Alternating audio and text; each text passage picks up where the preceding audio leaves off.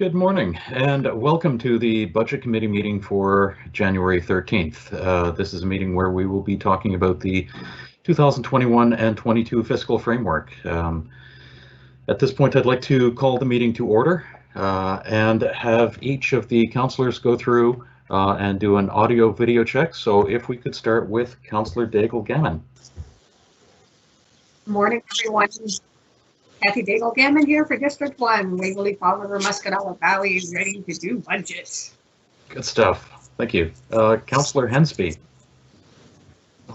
Okay, that's all Roads. Anyway, District 2, accounted for.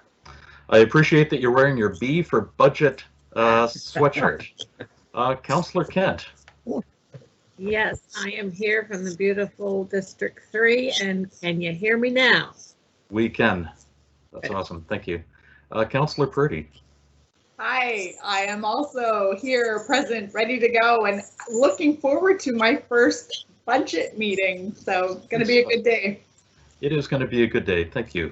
Councillor Austin.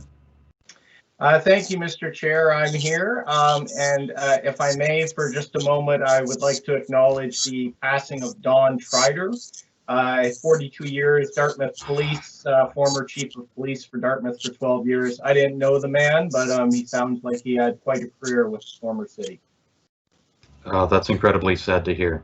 Thank you very much for making note of that, Sam. Gentlemen, indeed. Yeah. Councillor Mancini. Good morning, everyone. Mr. Chair, I think Councillor Purdy's got this all wrong. I heard her once say she was looking forward to her first snowstorm, and today she's telling us she's looking forward to her first budget. I think we need to have a, intervention or something with her. I don't know what the deal is, but anyhow, good morning, everybody. Thank you very much for that advice, and I appreciated Councillor Hensby's B for budget instead of your C for cash indicator. Councillor Mason. I don't even know what to say. Hi, Councillor Mason, District 7. Don't worry, Trish, budget actually can be fun. Don't let them get you down. Glad to be here. Thank you, Mr. Chair. Thank you. And Councillor Cleary. Hello, everyone. From District 9, Halifax West, Armdale. Enjoy the battle. Thank you very much. Councillor Morse. Good morning, everyone. Delighted to be joining you from the heart of District 10 in Clayton Park. Good morning. Councillor Cuddle. Morning from District 11, Spryfield, Sambro, Prospect Road communities. Good. Good morning. Councillor Stoddard. Good morning, everyone. Looking forward to budget. Not sure exactly how happy or sad I will be. Thanks, Trish. But as you can see, I'm basking in the sunlight in District 12. Good stuff. Thank you. Thank you. Councillor Lovelace. Good morning, everyone. Coming to you live from Hammond's Plains, St. Margaret's, District 13, with beautiful Peggy's Cove behind me. Good stuff. Councillor Blackburn. Hi, good morning, everybody, and welcome to. So if I have the math correct, and I should because we are in budget, this will be our third budget in less than 12 months. That would be correct. Yes. Okay. Yes. And our fifth meeting in 3 days. Yes. Okay. And just to make sure that I'm still with us. Yep. And Deputy Mayor Outfit. Good morning from Bedford Whiteworth, and I was happy to see David and Tony supporting their favorite early season golf teams. And we're ready to go here in Bedford Whiteworth, and we'll get through this budget. We're getting to, as we say, 3 in 1 year. We're getting good at these now. So that's right. Have fun and ready to go. Yep. Thank you very much. And Mayor Savage. Good morning, Chair and everybody. Happy to be with you. And thank Sam for mentioning Don Trider, who was a long-time Dartmouth police officer and over a decade, I think, as chief, including when my father was mayor. He was quite a guy, so sympathies to his family. Yes, thank you very much. And I also knew him previous to my time on the school board. So thank you very much, everybody. Let's move ahead, and we have approval of the minutes. There are no minutes to approve. So a call for declaration of conflicts of interest. And hearing none, we would normally have a public participation.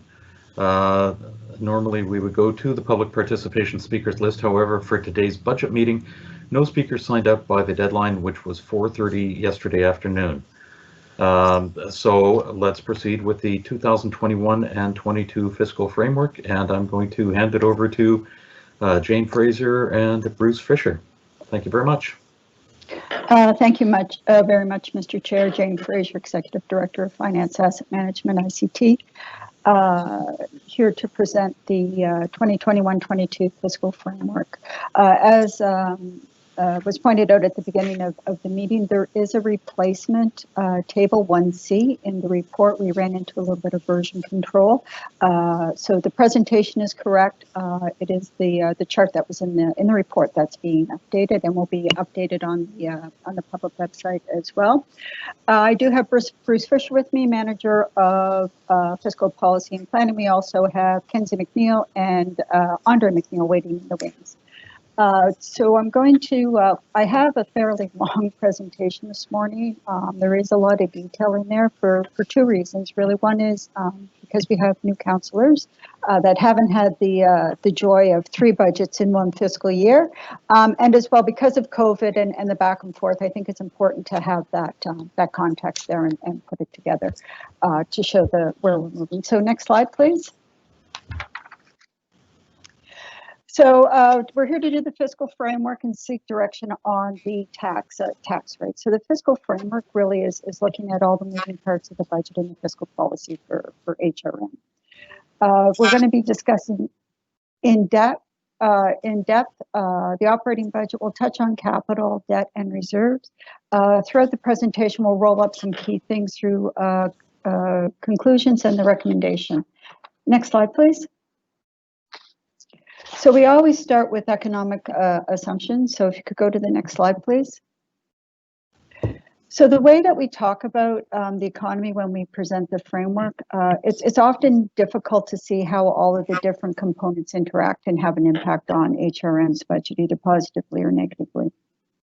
So there's 3 key points that the economy impacts HRM. One is through gross domestic product, GDP, retail sales, and income. And those really support the growth over the medium term and impact the quality of life. As expected, population changes, changing in dwelling units, and inflation really have an impact on service costs. So inflation impacts unit costs, collective agreements, things of that nature. Population and dwelling units bring on more service costs, but on the same time with dwelling units, we do recoup revenue from that, either through taxation or deed transfer tax. New construction and leases really impact our revenue. As you know, our tax system is primarily built on bricks and mortar, and it often takes time for tax revenue impact to flow through and catch up with the actual construction that we're seeing.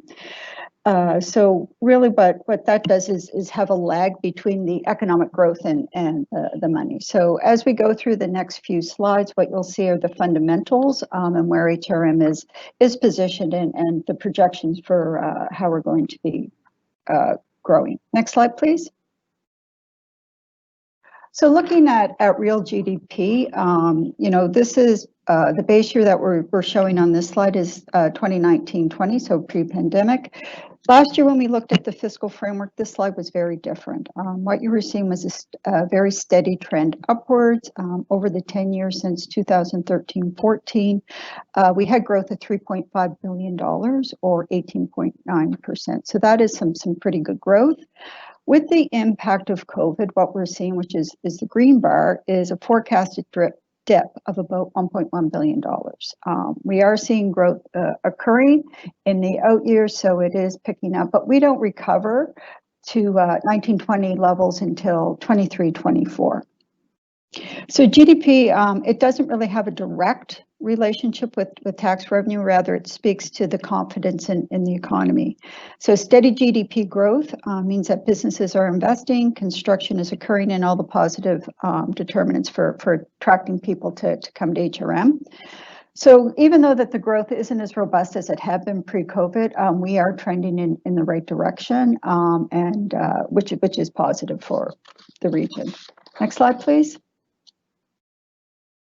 So personal disposable income, this is another important measure, and it's forecast to increase steadily going forward. So, and this is really a result of some of the federal stimulus to individuals, as well as some major public infrastructure projects. And those have supported the income levels in the region throughout the pandemic. Strong population growth in HRM is also leading to a regional-wide increase. Income of residents is really important for economic performance. Personal disposable income actually contributes to 73% of GDP growth. What that means is people are spending their disposable income on goods and services, which then has a positive knock-off impact on the economy. Next slide, please. So moving into inflation, as you can appreciate, of all of the economic indicators, inflation has the most direct impact on the municipality from a budget point of view. Inflation puts pressure on our collective agreements on goods and services, and this is both on capital and operating side. With the onset of COVID, inflation has fallen sharply to 0.5%. So that's that small little blue bar, about 2/3 of the way on the chart. And it's predicted to rebound a bit and increase as we go over the fiscal outlook, 1.6 in 21-22, and then evening out at about the 2.2% range in the out years, which is tracking to where we were pre-COVID. Since the vast majority of our budget is wages and goods and services, this can have a very large impact on our budgets, especially as it gets compacted every year. So we keep a pretty sharp eye on inflation. Next slide, please. So population growth, also important for HRM, not only from a tax revenue point of view, but a vibrancy, a quality of life, all those key indicators of making a great region. So the population growth, we use our forecast from the CAMMAC model, and we update that from the demographics in December 2020. We do use StatsCan. And then overlay CAMMAC. And the reason why we do this is CAMMAC's been able to give us consistent HRM specific forecasts. So it's really tailored much more to our experience. So given we are seeing some challenges with immigration, that is no surprise with closed borders. And so there is some uncertainty around the outlook, but the population really is still expected to grow above 2% annually to 2025. So really looking at some strong positive growth there. We are hitting close to hitting the 500,000 mark in 24-25. The demographics that we're showing are the nice way that it's put is that we're graying as a population, which means that we are getting older, which leads to a lower population of people within the workforce. Next slide, please. Next to inflation, dwelling units have the most direct impact on our budget. So as you can see, the trend isn't going in the right direction. We are still seeing growth in dwelling units, so 0.8% to about the 1.3%. Similar population. So this is a very, very positive sign. And it is a surprise to see the type of growth that we are experiencing.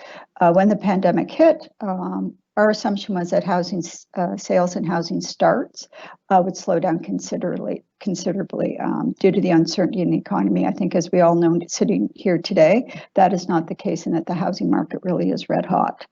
Obviously, the more houses that get built or get sold, the more tax revenue we have, and then also the more detransfer tax. So this is a very positive indicator for us. Next slide, please. So this slide really just takes all of the previous charts and tables and puts them in a format that I personally really quite like, because it really allows you to see all of the different components together And as well, you can see where the trends are there. So you can see that personal disposable income and population continue to grow in the 2% range. Dwelling units about the 1% range. Employment growth and inflation are expected to return to normal ranges near the 2% mark at the end of fiscal. So on balance, I would say we're in a much better spot or better position than we had thought we would be certainly last April or last May. Next slide, please. So just because the housing market is so important, we've done a slide on this to just sort of bring everything together. So residential housing is a key determinant to HRM revenues, both for property and deed transfer, as I've said. At the onset of the pandemic, expectations were that housing volumes and sales were both at strong risk of declining. So there was a slowdown in sales in late winter and early spring, but what we saw June through September were record sales being hit. And when we look at our deed transfer projection, we're seeing that trend continuing as well. So the reason for this really primarily is it's being supported by low interest rates and people really looking at housing as a safe investment vehicle. So that flight to real estate to protect your investment. We've been lucky in HRM because our ongoing infrastructure investments and the diverse economy that we have really buffered us against some of the negative employment impacts that other jurisdictions may have seen. So we've been protected in some ways there. Next slide, please. So this is our forecast for residential assessment growth out over the fiscal framework period. As you know, PVSC did a lunch and learn on Monday and gave us a really good overview of what's happening in the market, both for HRM and the province. We are continuing to see good growth being driven primarily by apartments. Apartments are classified as residential, and they are growing at over 8% for new units. The assessment cap on single-family homes was 0.3%, so fairly low when compared to previous years that we have seen. Total growth in single-family home values was 3.3, so that includes new homes as well as renovations to existing homes. So all in all, we've seen a growth of 4.7% on residential assessment. So yeah, very steady in this environment. Next slide, please. The commercial real estate and the impacts that we're seeing there aren't as positive. And so, this is due to a number of things. The way people work and where they work is changing. And we were seeing some of this before COVID, and that's being driven primarily by new technologies as well as services. COVID really has been a catalyst for accelerating some of those changes, and it really is uncertain about how much we're going to see in the future and how much we'll retreat to pre-COVID patterns. So, when we look at what we enjoyed before, how are we going to be working, how are we going to be shopping, and where are we going to be spending our disposable income? These are all questions that will have a significant impact on commercial real estate and investment. Next slide, please. So this graph shows the 18-year trend of office space occupancy. So as you can see, the growth curve is starting to flatten out. And that's a main input which drives the vacancy percentage down. So the slowing growth for demand in office space is starting to level out. And what this does is it leads to unoccupied building stock. So as new office space is built and older office spaces they haven't been repurposed. One of the assessment methods for commercial property is net income as opposed to pure market value. So there are different assessment methodologies.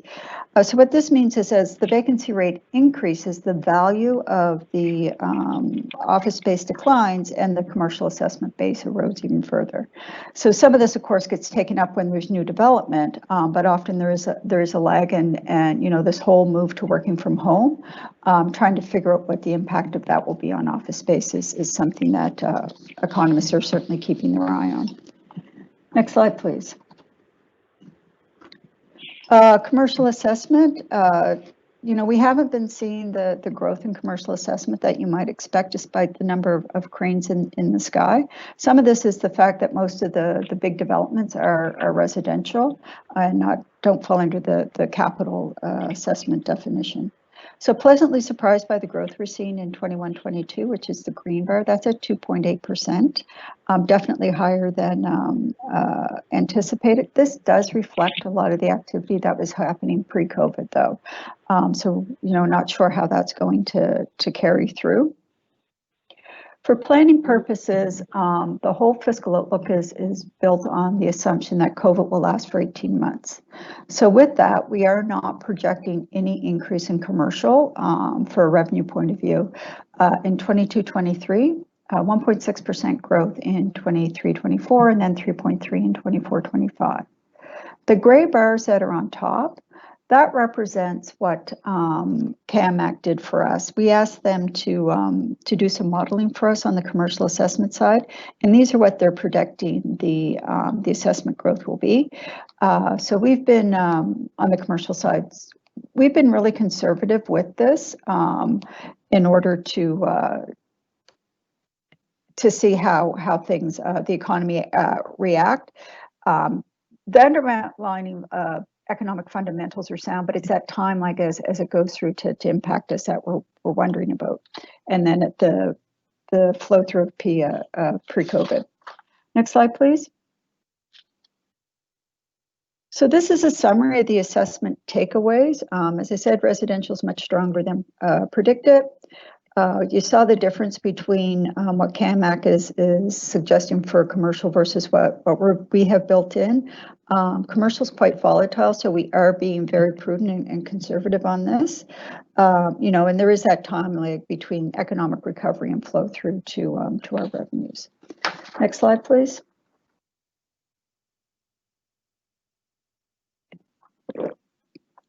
So the fiscal sustainability strategy that we introduced in December had a 3-year outlook along with the current year budget. And this is for planning purposes only and sort of to give that medium-term look that we'll be budgeting towards. Next slide, please. So some of the assumptions that we've used to underpin the 3-year fiscal outlook, as you saw from the slides, the economy is supposed to starting to rebound. GDP will be at pre-pandemic levels 23-24. We've built in 18 months for COVID, so 6 months of 22-23. The budget for 21-22, obviously it's balanced, but that was done primarily with the federal restart money. So we received $46 million from the federal government for restart. We've put $15 million into this current fiscal 2021, and then taking the balance of the $31 million over to 2021. We do have a gap in the out years, the $50 to $60 million range. For modeling purposes, we have assessment growing at 2.1 billion or a 4.3% increase, inflation at 1.6. We do not have the federal assistance funding was a one-time funding, so that has to be taken out of the plan. We do have still pending a takeout of $100 million in short-term loan from the province, which I'll speak about in more detail later. That will be the cost of that for a full year is $20.8 million, and the repayment of that would be $5 million. We haven't taken that loan out yet. If we don't move forward with taking that out, obviously those costs would be avoided. Next slide, please. So this shows what it is we're expecting expenditures, revenues over the 4 years. So obviously year one is locked, subject to what we're doing. So we have a good line of sight on that. Years 2, 3, and 4 are based on some assumptions. So I want to be really clear that all we're looking for today is direction on year 1. We are not seeking direction on the other 3 years, either for a budget amount or a tax rate. This is just for planning and intended to show some of the challenges that we are going to be facing. And to be perfectly honest, we have been very conservative on the revenue growth. there. So the assumptions that we have is that the tax levy is a 1.9% increase in the average tax bill for 21-22, and that's what we're asking you to vote today. And then an increase of half a cent in the out years. So we'll see growth of about 1.6 in the rate moving out to 3.3. And I have the details on each of those years in another slide.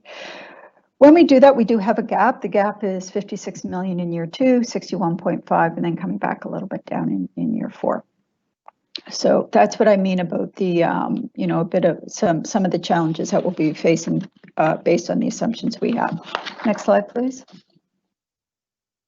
So this table gives a bit more detail on what's driving the increased expenditures in the 3-year outlook. So we did put back some of the cuts from pre-COVID that has a impact. It's continuation. Operating costs include rise, building for capital, you know, all of these factors, which I have more detail for year 1. In the presentation. But when we put all these together, these are what we estimate that the increased expenditures will be, and then it's how do we close that gap. The tax levy there is based on the assumptions that we have built in. Next slide, please. So when we talk about the rate and the increase to the average tax bill, that is before we factor in provincial mandatory contributions. You will see in the recommendation we have asked to have the area rate set for provincial mandatory contributions. So we are seeing a fair growth in from 2019-20 estimated out to 24-25. So it's estimated to increase by 19.5%. Mandatory provincial contributions cover education, mandatory education, housing corrections, and PVSC funding. So generally, the formula is based on uniform assessment. Because HRMs has the largest assessment base in the province, our bill continues to increase over provincial average. Municipalities don't have any say in how the funds are spent or where the funds are going. You know, so in this amount, as I said, is on top of the municipal operating budget. And the funding is really, as I said, rated through the separate area rate levy. What this means is that as provincial mandatory contributions continue to rise, that erodes HRM's ability to increase the tax rate to pay for municipal services. Next slide, please. So I'm going to be speaking now about the operating budget, and this is the municipal operating budget and the funds required to deliver HRM municipal services. Next slide, please. So you'll see that the operating budget, we are moving back to pre-COVID, the trend there. The 2021, the March 24th budget, when Councillor Blackburn alluded to this being our 3rd budget, this was the first one we did. COVID hit, so we came in and did a recast in June, which really we ripped out an awful lot of money out of the system. You can see the math there is $45 million, but really what we did was we used some surplus money from 1920 to augment some of those cuts. So some big cuts were made there. And then we're trending up now in 21-22 to basically the same level as 2021. Compensation continues to be the large cost driver in all of these areas, and this is the gross budget for expenditures, so any revenues that get netted off there are not included. Next slide, please.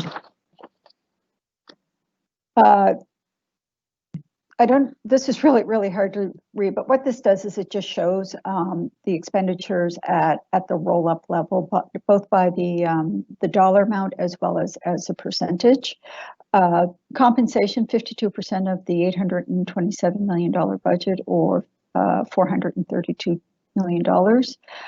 So that really is our biggest cost driver. Next is external services or contracts, basically. So this is snow removal, cleaning, IT contracts for licenses. They're about 16% of the budget, or $130 million. Debt servicing this year we're showing it at 8%, which is higher than historical, and that is because of that blip for the short-term loan. In the report, there's an attachment that compares year over year by the expenditures, which is much easier to read, and you can see where the trends are. And that encompasses both expenditures as well as revenues. Next slide, please. So this chart, as you would expect, is similar, showing revenues. Revenues equal expenditures, since we're not allowed to have a deficit. Obviously, property tax is our biggest contributor to revenue. We have very few levers to pull to generate revenue outside of property tax. Deed transfer tax is the next highest at 5.6% or $46.5 million. Currently, bus and ferry revenues and other fee revenues, when you add those together, they're at about 6.8%.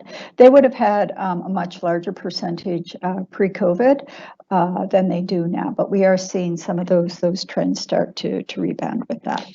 Next slide, please. So this is showing all the basically the math behind how we got the dollar changes from the June budget to 2021 and the increases there. And I do have a slide, as you would expect, on the detail of every one of these. The way that we come up with the recommendation for the increase in the average tax bill of 1.9% is basically what it is that we need to close the gap. So the 19.3 that we came up with is really how that gets determined and impacts the tax rate. Next slide, please. So looking at restoring service reduction, so this is where we've added money back that we had to take out due to the impact on the budget, the recast budget. So federal government safe restart is really allowing us to restore a number of these services. As I said, we're taking 31 of the $46 million into 21-22. We closed the gap last year with a very aggressive vacancy management number of $16.1 million. We do not have that factored into the budget this year. Business units were not given a vacancy target. It is expected that they will budget for some vacancy, which is sort of the normal churn that you have in an organization with timing of people leaving and then new people coming in to be backfilled. So that's in there. We do have revenue is starting to grow. It definitely is not at the same level as it was pre-COVID, but we are seeing transit revenue increase by $10.6 million to around the $27 million mark. We're seeing some in parking, some increases there as well. So when we put it all together, the increased cost minus the growth in revenues, it's $21.9 million. Next slide, please. Costs continue to go up. That is no surprise to anyone. As you can see, their compensation, both new and existing positions, is putting $15.4 million of pressure on the 21-22 budget. We've had some contract increases. We had the organics in front of council a few weeks ago. That's $2.7 million. Solid waste is $1 million. There's a number of other contracts that are included in there. RCMP fees are gone up 1.5. We keep that in fiscal as opposed to the HRP budget. And then we had some, we went to the business units and they were asked to trim $6 million or 25% to cover some of these costs. We did, as part of the work to gather information from the business units, gather information on living wage, and that is in the report. We aren't seeing right now a big impact on living wage, and this of course is because it is so new, and there's still contracts that need to be let, and then it's only on ones that do not have an extension. So the estimate for living wage in 21-22 is about $125,000 there. So not a big impact in this year, but as I said, very, very preliminary information so far. Next slide, please. This just gives a bit of a breakdown on compensation. And when we talk about compensation, we're talking about salary, wages, benefits, overtime, shift differentials, all those sorts of things. So it is that full bucket. You know, and obviously they are impacted by inflation, which drives collective agreements. We have 5 collective agreements that will be expiring in 21-22. So we can expect some upward pressure coming from those. The chart on the side shows, as you can see, the percentage of compensation by each business unit's gross budget. Of the 13 listed there, only 3 have budgets that are below, with compensation below 50%. So, you know, when we talk about compensation being a big driver, it certainly is. One of the challenges or one of the cost drivers that we're seeing is the pension plan. That is growing at a much higher rate than we are seeing in certainly inflation or other areas. So that is something that is putting significant upward pressure on our compensation budget. Next slide, please. So as we've spoken about a couple of times before, you know, capital and operating are all integrated, and you know, when you have capital, there's some funding for capital that comes from the operating budget. The impact this year is $38.9 million. So we are putting the capital from operating is going to $49.9 million this year, up from 19.8 on the recast budget. So that's that is the math, but as part of the recast, we pulled out $25 million out of the budget, thinking that we wouldn't be able to get work done because of impact on pandemic and being able to work. So the growth, if you went from, you know, typically year over year, it isn't really that high. It's fairly level at that 40 some range. I will be asking, and we have built into the fiscal plan for a strategic infrastructure funding, $10 million. So this time next week, that's what we will be discussing is how that would work.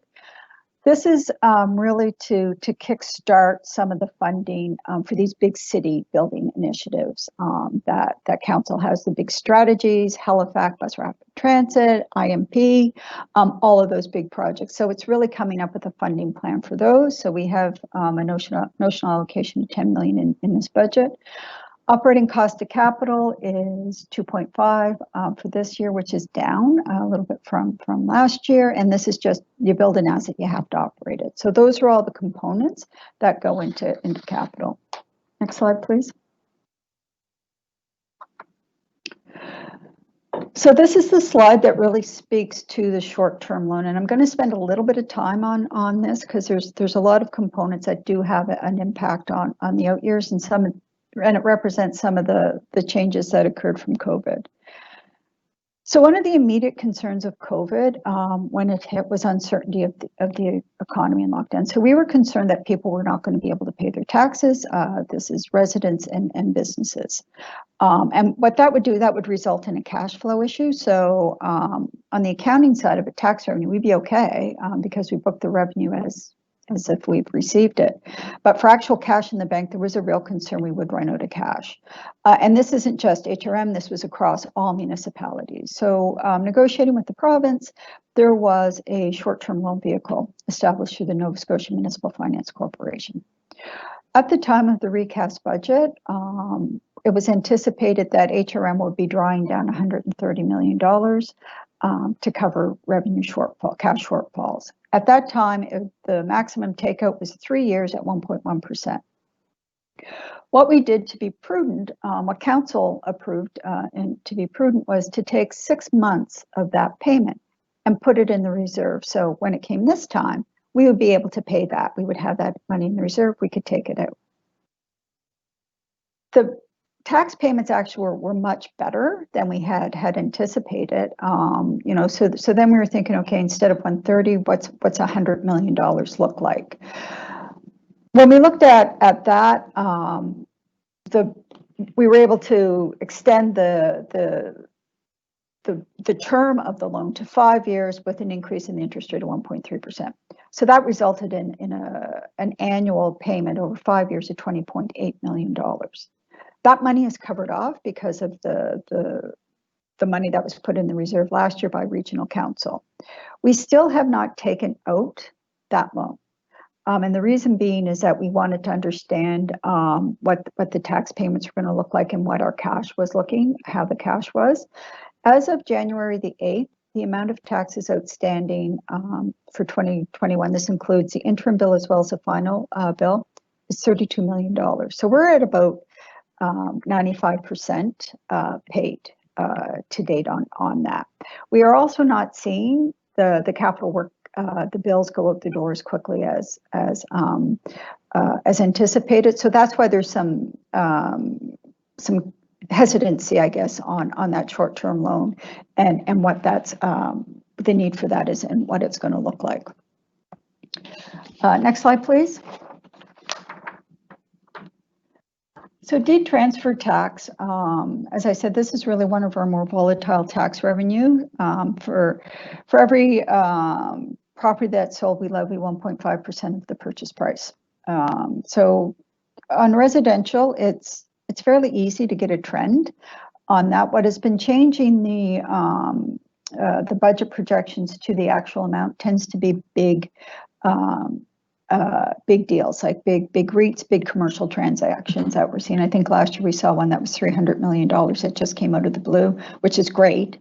So what we did in order to combat this, because every year we were ending up with big surpluses as a result of growth in deed transfers, that we commissioned CAMAC to do a study on deed transfer and to give us a forecast on the trend for residential, and then do some analysis on what we can expect on commercial deals. So they did that work for us. We were very pleased with it. We had initially put $51 million in the March budget for deed transfer. Through COVID and the uncertainty in the economy, we reduced that down to 40.9. With the strength in the housing market and what we're seeing, we're actually projecting $46 million for this fiscal 2021. And we've mapped that over to 21-22. So you can see the green and the blue bars are what we have built into the fiscal framework for deed transfer tax revenue. The gray is what the CAMAC model has estimated for that. I'm really uncomfortable with that. I just think it's really, really aggressive. So I'd be very concerned about building a financial plan on that type of growth. But when I was talking about the fiscal outlook and saying that revenues would have to be reviewed more closely, this is certainly an area that we would go to is to look at really what a reasonable number is for deed transfer tax. So there is definitely some work to go there, and also some room potentially in deed transfer. Next slide, please. So we are, COVID will continue to impact our finances, certainly on the recovery of revenue from fares and fees. That will continue to take some time to grow. Deed transfer, there's a lot of uncertainty around there. We are seeing some increased costs for PPE cleaning. We're seeing impacts on recreation programs, and we will expect to see that. We did put a lot of the funding back in the budget this year from COVID, but we did not fully fund everything. So you will see that in some of the business units where they are seeing some pressures because we did not restore the full amount of the budget. There is a full reconciliation of everything on the webpage that shows the under budget, that shows all the puts and takes in great detail. And then as well, in the back of the report, there's that information. Next slide, please. So moving on to tax levies. So as we've said, the average tax is family home 1.3%, and average commercials up 2.6. The cap was 0.3, and average apartments are up 8.1%. We are recommending, as you know, both residential and commercial average tax bills to go up 1.9%, which is slightly higher than inflation, and that's what yields the 19.3%. We spoke about this a little bit yesterday when the CAO was presenting priorities. We do have outstanding requests from council to look at the taxation system. we were to come back in 21-22, and that report is actually written. There was work to be done on small property tax relief, so looking at a tiered system as well as geographic areas that are experiencing high growth in values, property values. We need a new system to do that, which is on track to come into place February 2022 as part of the SAP business transformation. So we simply do not have the systems to allow us to do this level of detail as it stands currently, nor does PBSC, which we had hoped they might be a bit more robust than we are. The other thing was assessment averaging. So looking at 3 years, smoothing the commercial assessment so that there were spikes that would smooth that. We'd like to see what assessment looks like next year on the commercial side before we start doing averaging. We don't want to take 3 high years, average those only to have the outcome be higher than what the actual assessment is. So that's the reason why those measures are recommended to be delayed. Next slide, please. So this shows what the proposed change of 1.9% on the average home does. So it's an increase of $38 on the average tax bill. So it's based on an assessed value of $250,000, 1.3% increase. And that $38 does not include the provincial mandatory contribution on top of that. So last year, I think the dollar increase was $30 and a 1.5% increase once we squared everything up at the end of the day. The next slide, thank you, shows the distribution of the single family homes. So we always talk about average homes, but an average is just an average. So what you'll see here is that 60% of single family homes are below the average assessed value of homes. So these property owners, the increase on their bill will be below the average $38. Roughly 13.5% are in the $250,000 to $300,000 range. 18% are in the $300,000 to $450,000 range, which is over the average. And then we have 8% are in the $450,000 and above range, so about 9,600 homes. Of this group, what they will see is an average increase of $120 or about 2.4%. So when we talk about average, it is that group that is in the 250 range. Next slide, please. Just looking at apartments, I believe this was a question that we had a while ago, just to show what's happening in assessment. So apartments continue to grow. Fully 87% of apartments are increasing in value. Of those, almost 30% have increased in value by more than 12.5%. So huge growth in the apartment assessment.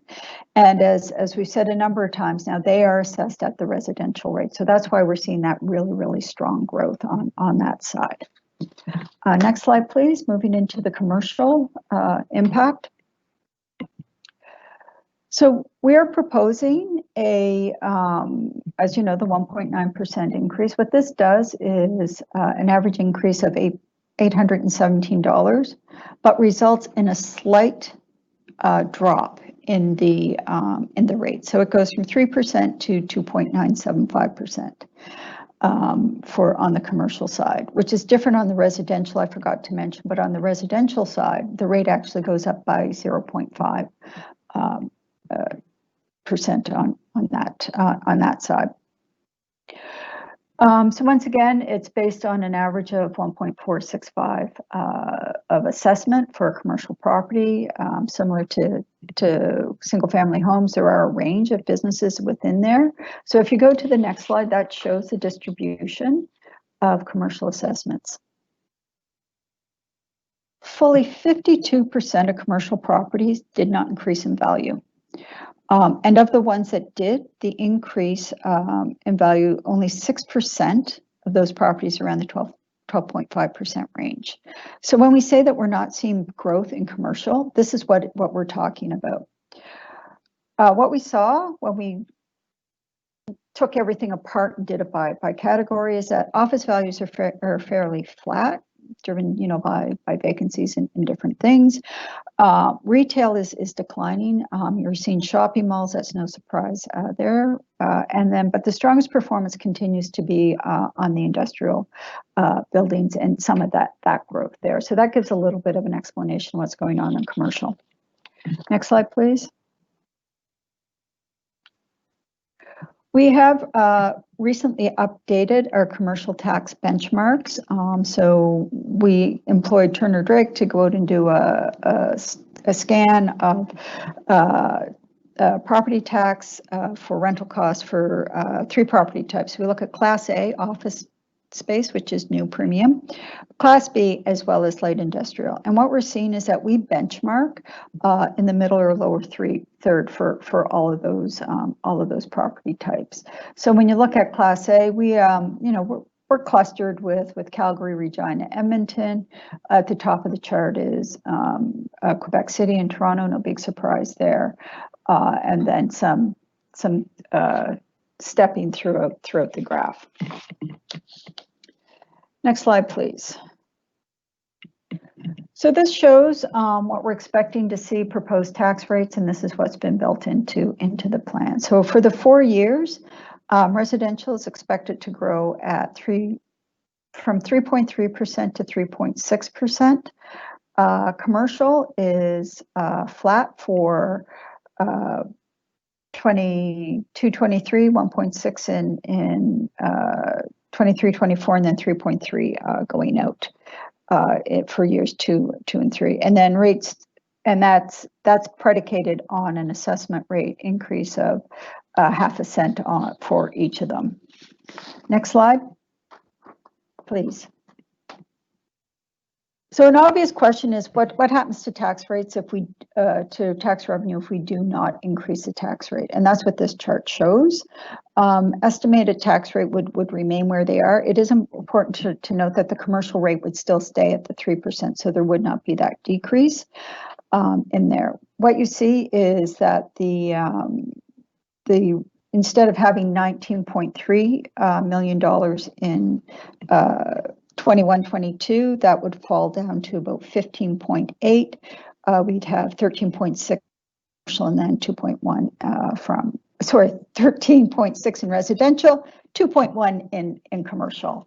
So that just gives you a sense of what flat revenues rates would do. Next slide. We are getting close to the end. Capital, so next slide, spend a little bit of time on capital today. You will get the full capital budget on February 23rd.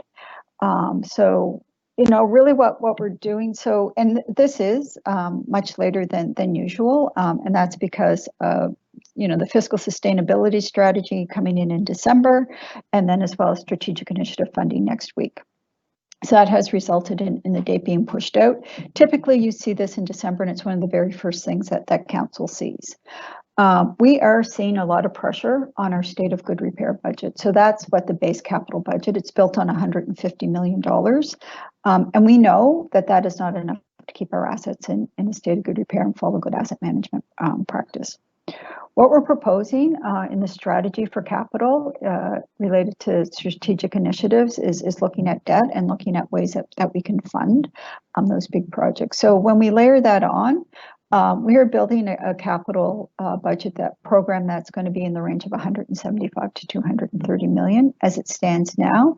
As we go through the work with the senior leadership team and look at really what's critical for infrastructure, what we need to get done, there may be some fine tuning on that. So these are preliminary numbers as it stands now, but that is what we're looking for on the capital side of things. So strategic initiatives next week, which will frame it up a little bit more, introduce the funding plan concept, and then detailed debate on February 23rd for capital. As I stated yesterday, you will definitely have the books in advance of that meeting, so you'll have time to review those and ask staff any questions that you may have. Next slide, please. So leading into debt, next slide, please. So HRM has done a very good job of reducing its debt level since 1999, 2000, and it's really been achieved through discipline and focus. And it's been focused on an absolute dollar reduction, and that was a great strategy. It is a good strategy when the capital budget was funding asset renewal, and there wasn't as much growth as we were seeing in the city. Now with the big initiatives that we have, bus rapid transit, Halifax, and just the number of assets that we have, and you know, being able to maintain them in good state, it's not the capital budget that we have isn't sustainable at the $150 million mark. So we will be coming back and talking to you about debt, and debt that is targeted to specific initiatives in order to move that forward. So that really is the introduction of the funding plan next week. You'll see that we are looking at an increase in debt of 21-22. That is the green bar there. Next slide, please. This talks a bit to the changes in debt policy. So interest rates are at historic low, and certainly all the economists are predicting it will stay low for a bit. We are recommending debt targets increase 10 million per year over the next 4 years, and that's to support the capital budget. That is separate and apart from strategic initiatives. So we are expecting additional debt to fund those key initiatives, and we'll be looking at establishing a reserve now that puts money in principal and interest, so that when that debt comes due, we have money set aside now to make the principal and interest payments. So we will not be spiking the tax rate over and above what would be built into the fiscal plan. Talked a lot about short-term debt repayment, and what we will be doing is coming back in June with a revised debt plan that takes all of these parts together. So what we're doing is it's almost like a book, really. We're introducing different chapters: fiscal sustainability, fiscal outlook, strategic funding plan, and then putting all of these components together to wrap up with all of the details. Moving on to reserves, and this is the last section.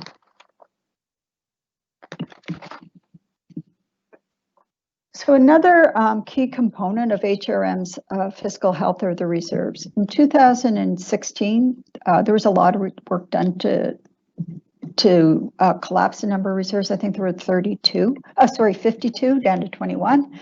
And then they've got classified into these categories. So risk, as you expect, is for, you know, such things as oil spills, weather events, things that are unanticipated. Obligations are either defined through legislation or have a contractual obligation, by and large. So there's not a lot of flexibility in the obligation. The opportunity reserves are really the reserves that we go to for cost share programs, for grant programs that come up out of the blue, city building initiatives, capital assets, all of those sorts of things. And this really is where most of the funds are, is to allow to seize those opportunities and really be able to move forward with some of these big moves that are in play. We will as well be coming back in June. When we come back with that is a rationalization of reserves. So new business cases written, collapsing even further, establishing a maximum amounts in the reserves, and looking at that as well. Next slide, please. So this is the projected reserve balances and net of commitments. And what that means is that if we have a project or a grant that's been approved by council but hasn't yet materialized, and we're going to pay for it reserve, we take it out of the reserve balance. That way we're not spending the money more than once. You'll see the projection for 2021 has gone up significantly from 207 million at budget time to 264. This is primarily because of the federal restart money. We put the $46 million into reserve. So that's really what it is that's driving that. And then there's been some work done. What we have done over the summer is we've gone through and to reconcile the reserve balances. So we've gone back and looked at old capital plans to make sure that projects that have been netted against reserves, that the amounts are still right, that the projects are still on track. So there's been some variations there. We have not put the full capital plan for 21-22 out to 24-25 in these balances. So these balances will change once again once we do the capital plan. So we will come back with that full reconciliation as part of the June work. But suffice to say, there are some strong balances there, and on the opportunity side, there is some opportunity to state the obvious there. Next slide, please. So in summary, on balance, we're in a sound financial position. Certainly we when COVID hit, we went to reduce costs. We did not go to reserves. They're intact. Liquidity is still holding quite nicely, and the gaps that we're facing in the out years, certainly the $15-60 million is a lot of money. But it is something that can be addressed through looking at revising our revenue forecasts, looking at expenditures, looking at tax rates, all of those sorts of things. So it is something that is manageable. There are risks to the plan for sure, and a lot of those are determined by factors that we can't control. So what's going to happen in the economy? What's the recovery look like? And assessments. That's why really that the framework that is presented to you is prudent, and it is conservative, is to have a bit of a buffer against those external forces that we do not control. So with that, I want to thank you for your patience. It was a long presentation, and your attention, and I look forward to to your questions in the debate. Thank you. Okay.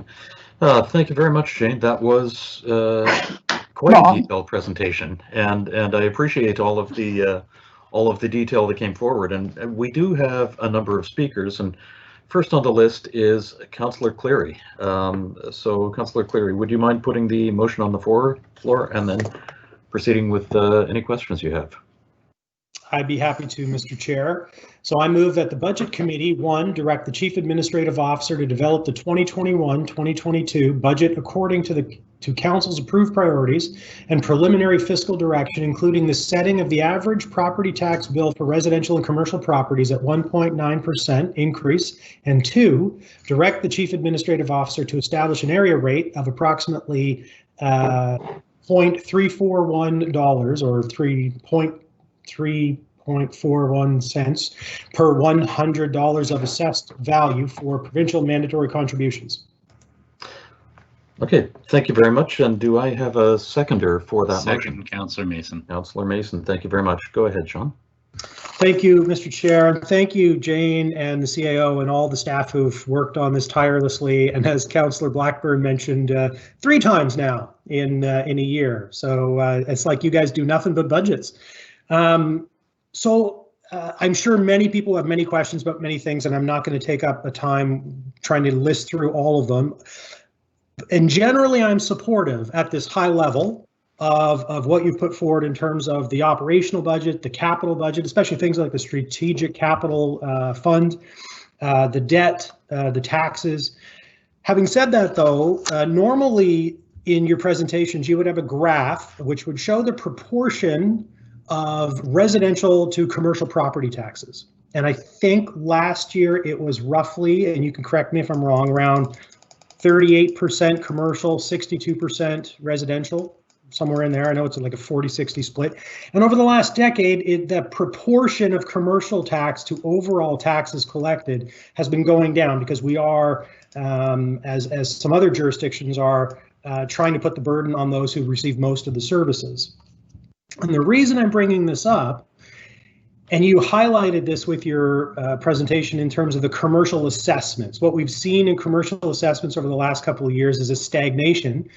And with the pandemic, some businesses have done well during the pandemic. If you were a grocery store shareholder, you've done quite well. If you were a small business owner on a main street, you did much less well. And typically the small business owner on the main street is the one struggling to pay the tax bill, whereas Sobeys and Superstore are fine. They're paying their taxes just as they normally would. And so my question is around that proportion. What is it currently? What is it going to be under the scenario projected for next fiscal year? And I'm leading up to some questions around what would it look like on the residential side if we held commercial taxes steady? So if we did not increase commercial taxes by that 1.9%, and ask the residential side to bear that, assuming we were going for the full $19 million increase in the budget. So I'll stop there and see what your responses are to some of those. Thank you, Mr. Chair, through you to the councillor. So if we keep the commercial average tax bill at the 2021 amount and made up the difference on the residential for 21-22, the average tax bill on the residential side would go from $38 to $66. So it's a 3.3% increase as opposed to the 1.9 that is being recommended. On the split of, so what you're looking for is it the commercial residential assessment by value or the tax revenue that we receive from them? Well, both if you have it, because I'd like to see what the difference is. So I'm going to ask either Bruce or Andre if they have that. And if it's not at the ready, we'll definitely have it for you before the end of the debate. So Bruce or Andre, do either of you have that information for committee? It's Bruce Fisher. So the share of that was 38%. So that was the share of commercial last year. We don't have the exact change this year, but we will get that for you. I appreciate that very much. And just so everyone, and Jane is an awesome, and Bruce are awesome math whizzes, but I did give them a heads up to let them know I'd be asking the question, and that's why I had the numbers at the ready. But the idea, and I would like, I'm planting this in councillors' minds now because and I talked to Councillor Outhit about this, who's supportive of course, of making sure we're responsible with our taxes. But in a pandemic, and when we are having so many of our small businesses hurting, some people will say, well, can we just do it for small businesses? So I just want to remind people across Canada, and it's true here in Nova Scotia and Halifax, 98% of businesses are small in terms of if you call them small. Statistics Canada, Industry Canada says any business with less than 100 employees is small. And if you include small and medium-sized businesses, 99.8% of our businesses are small and medium. So we don't have a whole lot of large businesses. So if we were to help reduce the tax increase, and even if we don't freeze it at last year's level, but if we didn't increase it as much as the 1.9, 99% of the businesses we would be helping would be small and medium-sized businesses. 98% of those would be small businesses that we'd be helping. So anyway, I plant that for my colleagues to consider as comments come forward. I'm not going to move anything right now. I'd like to see what other questions and other comments are, but that is a major concern for me. As we've done so much in helping our small businesses respond to COVID, give them space on sidewalks, give them space in parks, allow them to have an extended time for patios. We're not allowed to give money to private businesses under our charter, but this might be one way we can take less from them. So thank you, Mr. Chair. Thank you, staff. Okay. Thank you very much, Councillor Cleary. Councillor Blackburn. Thank you very much, Mr. Chair. And Jane, you are indeed a superwoman. I cannot imagine going through this process once in a year, but 3 times is absolutely incredible. And the fact that, as you point out, you're doing this blindfolded because there is so much that is out of our control. So I, very much appreciate the presentation and the work that your team has done. I just have some quick clarification questions. Are we expecting any more federal or provincial COVID money? That's the first question. You also mentioned that as of January 8th, 95% of taxes had been paid. Is that on par with what we would expect during a non-COVID time? And this is something that might be useful for residents and for some of our new councillors. Do we have an infographic anywhere that deconstructs the tax bill, that just goes through and says, you know, this is what this is for, you know, this is the provincial portion? Because I think a lot of people out there don't realize that, you know, that tax bill that is received by the homeowner, there's a huge chunk of that we're just collecting for the province. We don't keep that money. So I'm just wondering if there is an infographic out there that deconstructs our tax bills as just sort of a getting to know your tax bill. I think that just might be helpful for, you know, not only for some of the new councillors, but a lot of our residents as well. Thank you. Okay. Thank you. Over to Jane. Thank you very much, Mr. Chair, and thank you for your comments, Councillor. But I certainly have a good team, great team behind me that do a lot of work. So I'll take the thanks for everyone in finance for that. So on the federal provincial, there isn't anything yet, but we are always hopeful. You know, I think really what will be happening is second wave, and really what the advocacy efforts are across the country. So we do, you know, we work closely with NSFM as well as FCM on calls and providing them information to build the case. So you know, ever hopeful there, but nothing in the wings. Yeah, the 95% paid is really strong. Typically, it's about like 90, 97, 98. So definitely on par with you know, where we are, and much stronger than we thought. The idea of an infographic is terrific. We will definitely do that.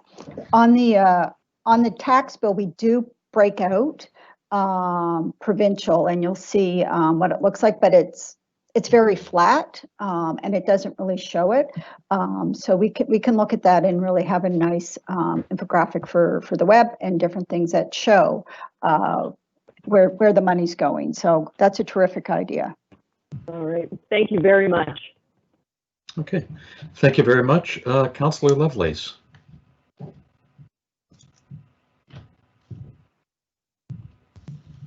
Can you hear me? We can. Okay, great. Thank you. This stubborn mute button. Thank you so much for this presentation, Jane. I can actually hear my father standing over me saying, "I told you so. You should take those accounting classes in university," and I'm really glad I did. So when I was reviewing this material, I felt like I knew what was going on, but your presentation was very helpful and detailed. And certainly I appreciate the opportunity to ask some questions. My first question is whether or not we as councillors or if the public can have access to the CanMac report. In particular, you had mentioned their forecast on the commercial assessment, and you know, not feeling comfortable about that. It seemed to me as well, you know, potentially a little too optimistic, shall we say. I'm just wondering if we could have a copy of that report. Is it available? Go ahead, Jane. Thank you, Mr. Chair. So we can, yes, I would recommend that we would give the executive summary as opposed to the full detail that's in behind on the modeling for sharing. There is some proprietary work that gets done and some assumptions that are built into there, but certainly we can see executive summary that talks about what's going on. We can have a look at that. I think that would be really helpful, just to kind of get a little bit more of that background. You know, I know for some of my colleagues, the returning councillors, you're well aware of the housing crisis here in Canada as well as internationally. This is a bigger picture that we're all a part of this trend and this crisis. And I think one of the things that I didn't see in this presentation was around the shifting demographics. And those shifting demographics are going to have a significant impact.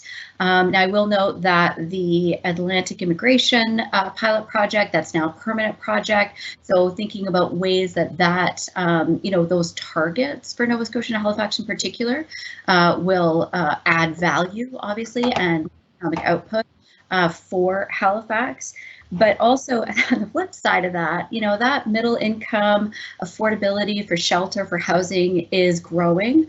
The 1 in 5 Canadians don't have access to affordable housing in the country. And so creating a mechanism to support that sort of shifting demographic as well as shifting needs. And so I'm just wondering, when we think about sort of the bricks and mortars of shelter, bricks and mortars of commercial buildings and tax assessments and all of this, I just see that there's that need for us to have strong assumptions, but at the same time, the iterativity of all of these numbers are going to change. So when you say you're going to have a sort of another outlook for us to look at in June. We don't know what post-COVID recovery is going to look like. I'm really struggling with supporting 1.9% increase when at the end of the day, we're not really sure how this is going to play out. And so in addition to that, Jane, I heard you say with the capital expenditures and capital costs, we haven't been budgeting enough to keep those assets in good repair. And so when I think about the fact that, we're constantly sort of looking back and catching up with being able to support what it is that our residents need, our businesses need, and also the internal sort of capital costs of just doing business and keeping ourselves afloat. I guess what I'm missing in all of this discussion is where the people are, and where that shifting demographic is actually going to impact us in the next, 6 months, 18 months, and so on. And so I'm just wondering if you can speak a little bit to the information or the data that we have on what that shifting demographic is actually going to look like in the next, 12 to 18, 24 months. Thank you, Mr. Chair, through to the councillor. So when we look at demographic data, we gather it from a number of sources. So you have the traditional StatsCan stuff or CAMAC stuff, but we work closely. So Halifax Partnership on immigration, on population growth, on attraction, those sorts of things. They are a key partner with us. So, we work closely with Ian Monroe, their senior economist, to gather information there. Kelly Denty's shop in planning and development, they really do a lot of work as well on what it looks like, settlement patterns, things of that nature. So we work with them to get an understanding of where development is going to occur and what it's going to look like, because obviously that drives their service costs there and what it looks like. So, if the growth is denser, typically the service costs aren't as high because you don't have travel. So it's really looking at all of those components to go in. What we do have is, Andre McNeil has done a lot of work, especially back when the first regional plan was put in place, and Bruce himself as well has a very detailed 20-year model that factors in all of these things. So these service costs. So when we talk about what we have here, in behind is an awful lot of work that factors in a number of assumptions, and it's so based on, we do some scenarios, some sensitivity. It's very difficult to get financial models to do tax revenue calculations. So in the provincial government, it's very easy to do 20-year modeling on tax revenue, right? You put in your population, you put in your age, you look at employment, industry, that sort of stuff. Fairly easy to do. I'm grossly oversimplifying that. But because we're based on property assessment, it's a little bit more difficult to to do that. So we do the best that we can and look at that. And Bruce, I don't know if you want to, you can probably add a lot more detail to the councillor's question. Yeah, I think some of those demographic shifts are obviously very critical, and I think that they're affecting, as Jane said, the settlement patterns, the types of homes that are being built. You can see that in the tax forecast actually, because 5 years ago we had all kinds of single-family homes being built. Now the shift is really to multi-unit, whether they be multi-unit apartment or condos. So we're seeing that there. But I think also in the operational area, if you speak to many of those delivering services, there's a shift in the demand for the types of services. And so those are the types of things that we're trying to anticipate in terms of delivering services, whether it either be through operating or capital. So we're really spending a lot of time trying to chase those demographic changes and trying to understand them.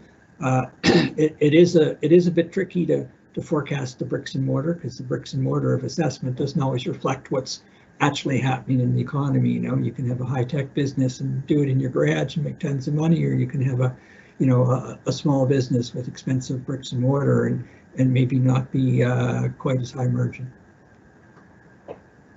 Okay, thank you very much. Pam, if you would like to come back and ask more questions, feel free, but at this point I'm going to move along to Councillor Mancini.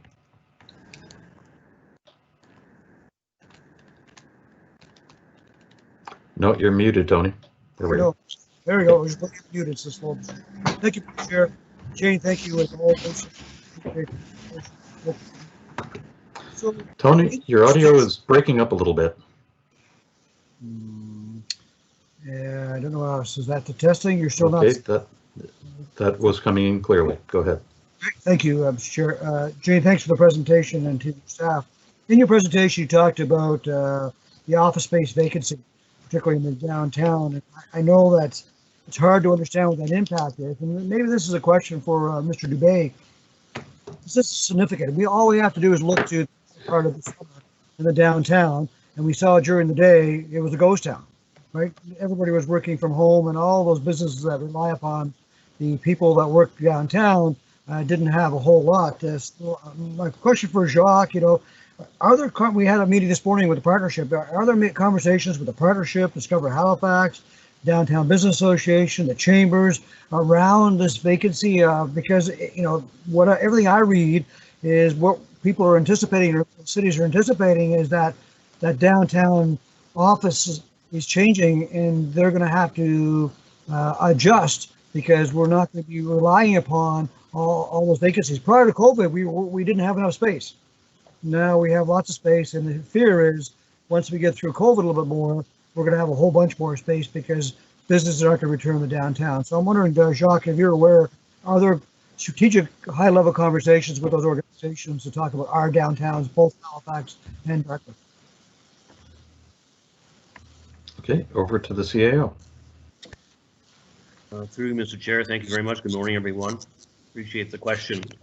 There have been some higher level conversations with different organizations for certain.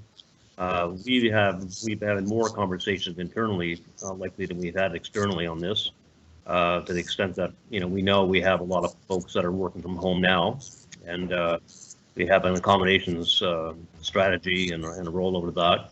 We also have a flexible work policy that's going to be rolled out, post pandemic. So right now we're basically telling people, folks that can work from home, to work from home. We review it almost on a weekly basis, to be honest with you, but we fully expect that the footprint in many businesses will, in the office setting, will actually decrease, and so that's why there's a lot of conversations about supporting local. There's still a lot of folks, including me, who are somewhat reluctant to go into public spaces, including restaurants, but there's a lot of folks like me who are still supporting restaurants by doing a lot of takeout, right? So, there's no doubt in my mind that the actual footprint for a number of businesses, and we've seen private businesses, disclose that they're going to have less of a footprint in our downtown. That's going to create a bit of a change for the building owners, where they likely will have to repurpose buildings, which will take a bit of time, right? So if somebody makes a decision today repurpose an office building into residential or a hotel into residential or something along that line, that will take at least a year to 2 to 3 years for that to have an impact on our revenues, for example. So yes, I mean, short answer, maybe a long answer to your question, but the short answer is yes, we're having conversations about that, and certainly anticipate having more as we go forward. Yeah, you know, it's interesting, Jacques. I think you're right. It'll take time for the transition of a building from an office to residential. However, if that occurs, the construction piece helps the economy piece too. Good, thank you, Jacques. Jane, my other question is, you may have said in your presentation, I may have missed it yet, but has each business unit been given an envelope to work with? Are we doing that same approach as we've done in previous years? Mr. Chair, through you to committee, yes, they have. And actually at the back of the report, there is a table that shows by business unit last year's target and then this year's target. So you have better line of sight. Obviously, Mr. But thank you for that. And I'll take a look at that. You know, yesterday was interesting. I think it was a little red flag that went off at our meeting yesterday because there was confusion, especially with some of our newer councillors, and no fault of theirs, about something as simple as the advanced tender approval and not understanding what that was. And that took a lot of time for everybody to understand that. And I'm concerned as we move into this budget process, there will be confusion. We had confusion the last number of years, although, as Lisa said, the 3 budgets in 1 year, and I hope we have a better handle on it now. So, you know, to my newer colleagues to understand that it's up to us. You know, staff are coming forward and saying, here's what they're recommending, but lots of conversation yesterday around traffic calming, for example. So if we want to spend more money on traffic calming, where does that money come from? Do we increase taxes to do that? Or do we have a conversation around, you know what, let's not pave as many roads this year, and let's take some of that money and put a traffic calming. That's up to us to decide, and then staff to make it figure out how that works. Jane, will we be doing the above and below approach again and the parking lot? And if I can interrupt, Councillor Mancini, I hate to say it, you're over time, so if you wouldn't mind coming back. Can I finish my sentence? You cut me off mid-sentence. I did. So let me finish my sentence and she can answer and I'll come back. Thank you. Sure. Will we be doing the above and below, and will be in a parking lot? And will that really be explained so everybody can clearly understand how that works? Thank you, Mr. Chair. Thank you, Jane. Thank you. Thank you, Mr. Chair. Through you to the committee, yes, that is the planned approach. Business units come in with their presentations, recommendations, and as you said, it is council's budget to determine. They will go in the budget adjustment list, and they will get voted on, and staff will go away and put everything together. And we will definitely make sure that the process is very clear for everyone, because you're right, it gets confusing. It totally does. There's a lot of numbers that get thrown around and things like that. So yes, thank you, Councillor. Okay, thank you very much. Can I just weigh in on this one, just Sure. very quickly? So, just to build on what Jane said, so just to if it assists especially for the new councillors, when we come in with a budget, the budget is going to come in based on a 1.9% increase, right? That's the notional target. And so you'll see every business unit has a target, and and that collectively leads to a 1.9% increase on the tax rate. So when the business units come in and present their budgets, to Jane's point, you will see what's in and what's out, right? So there'll be certain levels of funding for certain things. And if you want more of that, that becomes an over. That's above what I call above the line, right? Above the balance line. There are things that council may want to reduce. Now, in fairness, we have not seen in past years a number of reductions that council would like to stop doing things, right? And that's normal, because when you start a service, it's very difficult to roll it back, right? Because it does take time, because there's staffing involved, there's resources and all that. So, you know, it takes time to move the ship, right? And so in fairness to council, when you don't see a lot of reductions, that's generally why, because there are situations where services are accepted, and there's accountability for that. And I give you an example. Last year, the green card issue came up around the budget recast, and you will see in this budget that we're recommending we maintain the recast approach to green card, right? So we're taking that, but if council wants to add it back in, it'll be an above the line item. So I just want to give you that context of how the budget is crafted and what the above the line means and what below the line means in relation to all of this, right? Like traffic calming, if you want more, it's an above the line item, and Brad will have options for you in that respect. Okay. Thank you very much. Over to the mayor. Thank you, Chair, and thank you to Jane, to Jacques, to Bruce, and everybody. Some of the returning councillors, I will see you on the screen. Your eyes will glaze over as I repeat things I've said before, but every year at budget, you know, it occurs to me how well we've managed the finances of this city the last sort of 6 to 8 years. Which just coincidentally coincides with Councillor Mason and myself terming off. That's a little bit self-serving. But we have. I mean, if you look at my colleagues in the big city mayors, 20-some cities, there isn't a city, with the possible exception of Quebec City, which has held the line on taxes as we have. Last year, when we were at 1.4%, Edmonton was 2.6%, Vancouver was 7%, Toronto was 4.2%, Mississauga 3.2%, Saskatoon 3.7%, Regina 3.25%. This year, some cities have set their rates. Interesting, cities like Calgary and Edmonton, which have had significant rate increases in the past, are not this year. More to do with the downturn in oil and gas than with COVID, but certainly a combination. But other cities are going up. We don't have to follow anybody. We set our own path, but it's certainly been the case that we've held the line pretty well on taxes. In fact, a few years ago, I think it was 16-17 or 17-18, we actually reduced spending concrete dollars from 720 something to 720 something.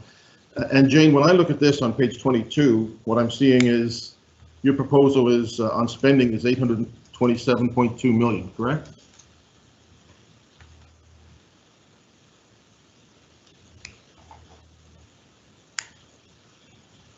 Yes, Mr. Mayor, it is. Which is actually down from the budget that we would have approved had not COVID hit for last year, correct? By 5 million. Correct. It is slightly below the pre-COVID budget, yes. So that's not bad. I think that's pretty cool. Question, Jane, though, of the 46 million that we got, and we have lots of occasions to have differences with the provincial government, but we did as well out of the restart money that the feds and the province did as almost any city for our size. We got 46 million. You said 15 million went into the current budget, in other words, 2021. But 31 million is going into this budget that we're looking at today? Correct, Mr. Mayor. Okay, so that 31 is a significant amount of money. We anticipate continued, I assume, transit revenues being down over previous years because of impacts of COVID. So it's not like we're taking that money and just sort of banking it. It's going to go to reduced costs or reduced revenues we're going to have from things like transit. Yes, Mr. Mayor, one of the requirements is that the funding is directed to increase costs or reduce revenues related to COVID. So that's definitely where the funding is going. Yeah, what I'm hearing from other cities is that's not always been the case. The provincial contribution hasn't always gone to those things. In fact, one mayor told me that it was distributed evenly among cities by population as opposed to by need. Obviously, we have the biggest transit system, so that makes sense. One of the things I've often said is that we haven't seen the dividend of investment here of new businesses coming here in terms of commercial tax. I've always said that the dividend of those is in the deed transfer. We're certainly seeing that, Jane, and the CanMac report is pretty optimistic and rosy, so I don't have a problem with you sort of tempering that a little bit. Even with that, that's pretty significant increases in deed transfer tax, which has been our history the last 4 to 5 years. Certainly, that is where, when you look back over the last number of years where there's been big surpluses, it tends to be on deed transfer tax, which is why we did the study to figure out the best way to model. Okay. Another thing that I think helped us a bit, at least, was the support for the hospitality industry that the province came out with. We have hotels that are at 15 to 20% capacity throughout the year, and the provincial assistance to them is predicated on them arranging with us that the property taxes either had been paid or would be paid. So I think that's been helpful to us as well on the commercial assessment. On debt, I just want to say that, to me, debt, we've managed the debt very well. It was 350 million with amalgamation. It's now 230 or something, 240 perhaps this year. But that should be used for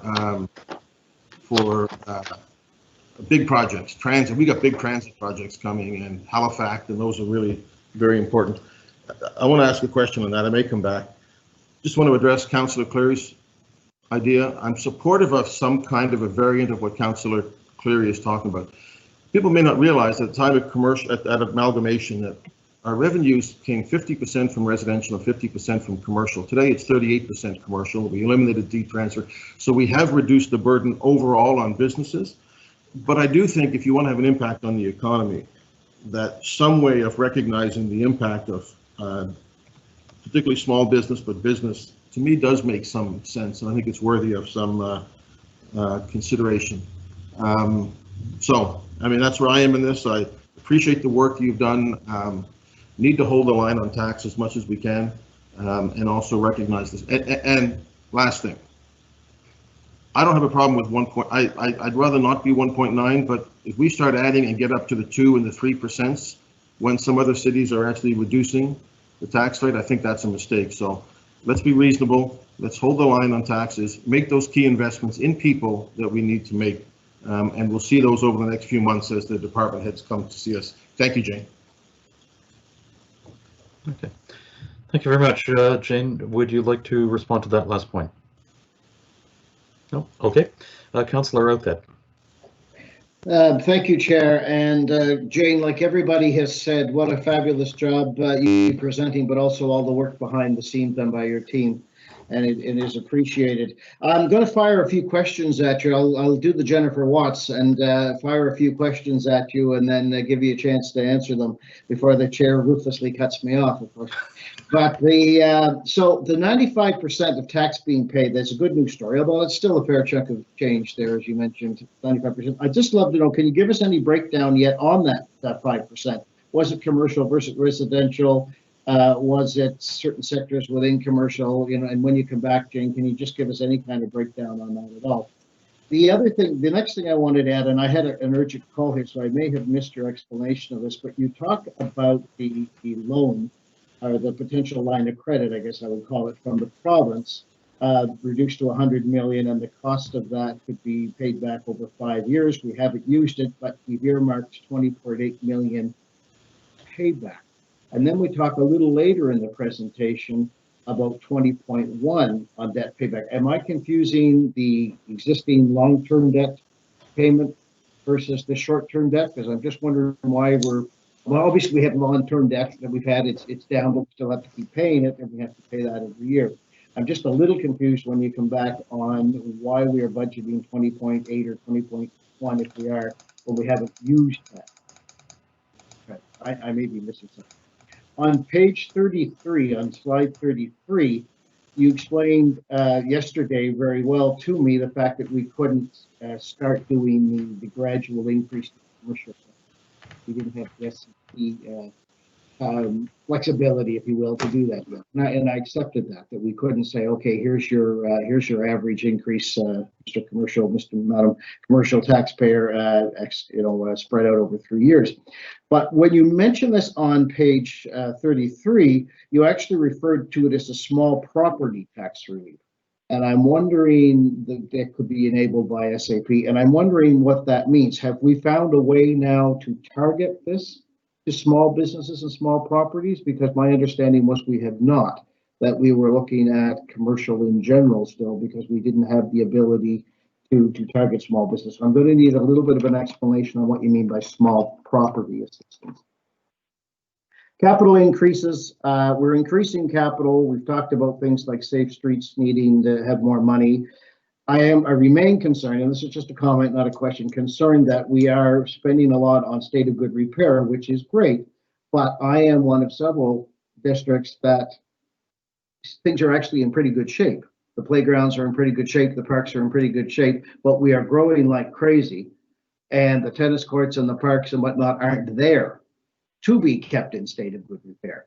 So I am very concerned that some of our suburban and rural areas are, even though we're increasing the capital budget, or you're proposing to, are not really going to get enough to get all the things that we need. We have to understand, and we have to do a better job of understanding that, be it West Bedford, be it Hammonds Plains, be it what happens in Port Wallace, that when we grow and the CCC's help and the development charge help. But when we grow, needs are increased, expectations are increased, and these amenities and facilities have to be funded. They will. The days of waiting 5 or 10 or 15 or 20 years for a tennis court or a playground or something are gone. When people pay the amount of taxes they pay these days and de-transfer taxes, etc. So just a little bit of concern. Sean's comments I am intrigued by. Like the mayor said, I'd like to see something happen there. I don't know to the extreme. Just a question of when Sean comes back, my understanding was in this province that roughly 2/3 of business are small and mids are SMEs, not the 95, 98%. So I'm just wondering where he got that stat. And I'm looking more provincially, and maybe that factors in things like Michelin or whatever. So I get it. But I'm just wondering where that 95, 98% came. But again, I am so interested in helping small business, but I am so convinced that the big box stores and the national and the international chains don't need it. That is, and he mentioned the superstores, the Sobeys, the Costco's, whatever, who have done well through this pandemic. So my only concern is that I want to help small business, not commercial, just in general. And the one thing for one last comment here for our new councillors, and Jacques explained this, and Jane has, I think, fairly well. The 1.9% right now is still an objective. It could drop to 1.5 if we did some cutting, haha. It could increase to 2.5 or 3% if we start adding things through the parking lot. So I hope the folks understand this, because I'm already starting to get calls saying how carved in stone is this 1.9%. The other thing that you're going to hear, I think my new colleagues are going to hear, and Jane, maybe you— Tim, if I may, Tim, you're over your 5 minutes. If we could let staff respond, and then you have the opportunity to come back. Okay, but my last thing was that if they understood that some people think the 1.9 is on top of their assessment increase as well. I've already had people call me and say, Tim, I can't plan for 4.9, 3% in assessment increase plus 1.9 tax increase. So if you could just clarify that for the new councillors. Thank you, Chair. Thank you, Jane. Thank you, Mr. Chair, through you to the committee. So the breakdown of the taxes that have been paid at 95%, I do have that information. So on the residential, the total amount, so when I'm speaking about it, it's both interim and final, so tax bills. So on balance, residential, there's $22.4 million outstanding, so they're about 95% paid. Commercial is 97.5% paid, so there's about $7.4 million outstanding. There's a category called mixed or other, which is minor. I haven't done that. It's about 2.3. On the hotel side, we do have hotels paid 98% of their interim bill and 91% of the final bill. So when we looked at the provincial program, there's 54 hotels that have signed up for that, which is $477,000 worth of tax revenue. Oh, sorry. The short-term loan. So we're budgeting going forward as if we've taken the loan out. The conversation always was back in, when we were doing the recast. Well, the June payments looked okay, but we were worried about October. October's came in less than the June bill payments for sure, but not as bad as anticipated. So need to have a really strong look at where it is. If we don't have to borrow the money, my recommendation through the CAO to regional council would be to review that. That would free up the $20 million, 21 for rounding on there. On the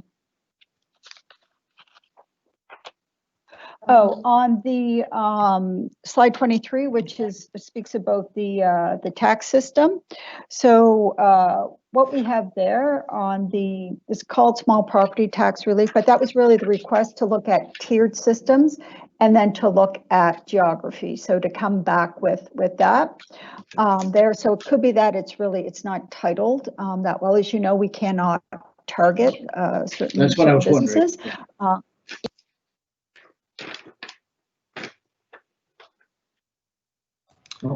Jane, you appear to be frozen. I lost Jane. Well, shucks, that would be a challenging budget meeting without the CFO. I'll just jump in and add a little bit more since we got some dead time on the tax piece. There is an information report that went to CPED September 28th, if you wish to look at that we have to respond to. And I think the difference between property and business is actually quite significant because businesses typically lease, and so we can't really affect their tax as much directly when they're leasing in a much larger property. We can affect a small property, but not a small business. So you really have to think about that quite closely when you're looking at what we're able to do tax-wise. Jane, you're unfrozen now. You can continue.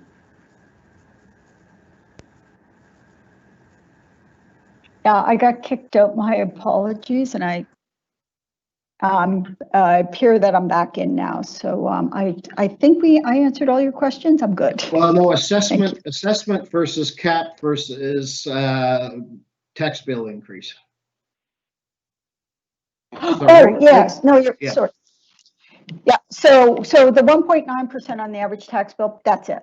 That's based on the assessment that they receive. So that will be what the increase is. It is not layering on.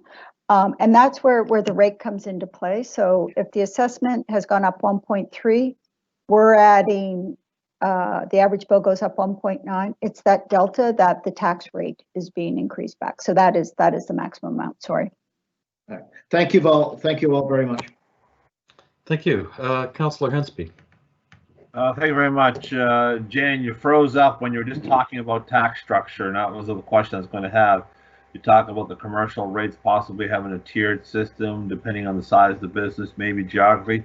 That's one thing I want to focus on in regards to changing our tax structure in regards to, we're trying to have a service-based approach in regards to the taxation. I keep on saying our regional transportation tax territory needs to be augmented to become the integrated mobility levy and transfer different services into that structure. So I'd like to know in regards to, you don't assume any changes in tax structure this year. When do we anticipate a possible tax structure adjustment to have more service-based related coming in the near future? And my other question is, with the capital budget coming forward, will the district capital funds be restored to the full amount? Because we have a lot of community groups and organizations during this COVID crisis where they're not able to do any fundraising at all, and they're going to be dependent more upon municipal assistance. So I'd like to know if that's going to be restored in the upcoming capital budget. Thank you. Thank you, Mr. Chair. Through you to the councillor. So on the tax structure, so what we're talking about is service-based budgeting, not service-based taxation, which are two very different things. So service-based budgeting is simply saying, okay, of the $1 in taxes that you give, this is how much it costs to do for transportation, which would include Halifax Transit, TPW, planning and development,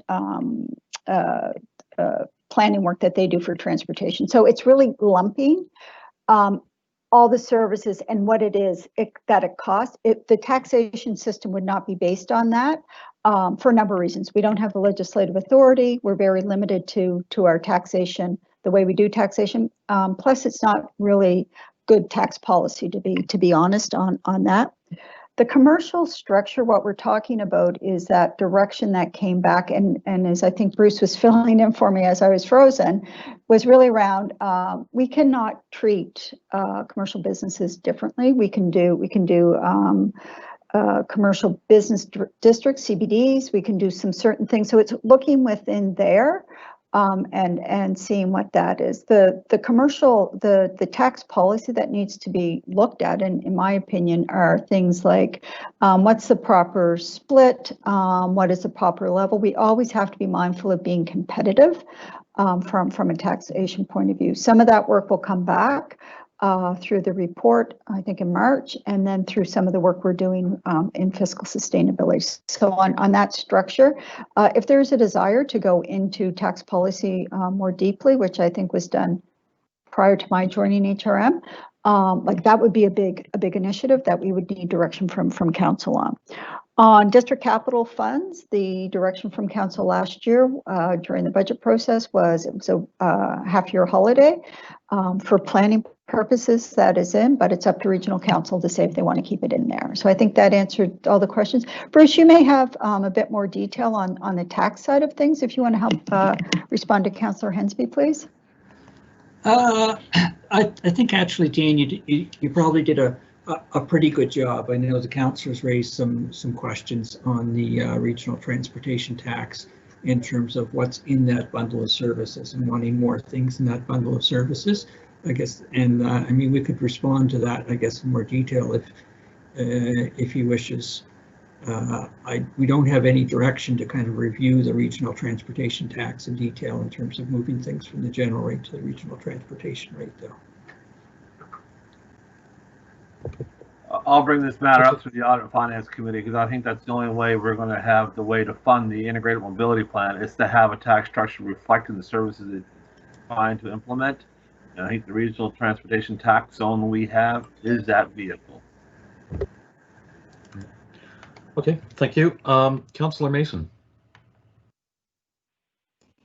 Thank you, Mr. Chair. I'll try and get through it all in 5 minutes and not require you to swing the gavel. Jane, you apologized for how long the presentation was, and I want to point out that it was $20 million a slide is what it worked out to, which seems like a pretty good deal to me. I'm not going to complain about that. I have a couple of things I wanted to go through, but I just want to put a line in the sand now. For me, I don't support raising residential taxes to give a deal to commercial. We have increased unemployment, 0.7% higher unemployment right now in HRM than we did before the pandemic, and that equates to thousands of people who don't have work, and then everybody else who is struggling. And of course, the fact that the small business owners that we're all most worried about are those that will also be hit most deeply in the pocketbook by a residential tax increase. So I don't think that that's necessarily something that it isn't something I can get behind. I don't think that's necessarily going to do what we want it to do. That being said, that feeds into the first point that I'd originally planned, which is this is a really prudent and conservative budget, right? The looking at commercial growth modestly and deed transfer modestly is appropriate because we can't predict what's going to happen next.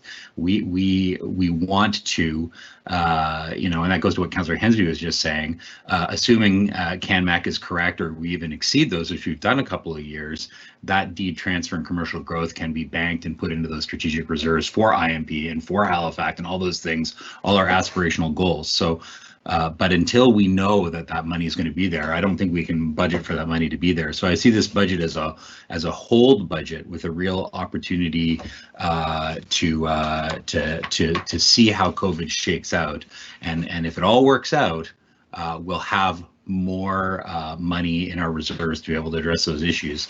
But also that additional commercial growth means, the real relief is the small property tax relief and the different areas of assessment stuff, which was in the information report that went to CPD that we need SAP rollout to be done for us to do. So, one of the risks that was identified by staff here is that will cost money and move the tax base around and So we also need that deed transfer tax and additional potential commercial to help ease that transition to a new tax system. What I'd say to staff, though, is we need to bring forward now, like in the next 6 months, maybe right after this budget is done, signal what we want to do. Let council, no offense, Bruce, I love you after 8 years of this, but you know what I'm going to say. So when council tells you to do what you don't want to do on this, right, we got to signal that, even if it's a 2-year runway before it actually happens. We need to tell the business community we're coming to provide them with that relief and those changes, even if the system won't be in place to deal with that until we get to that point.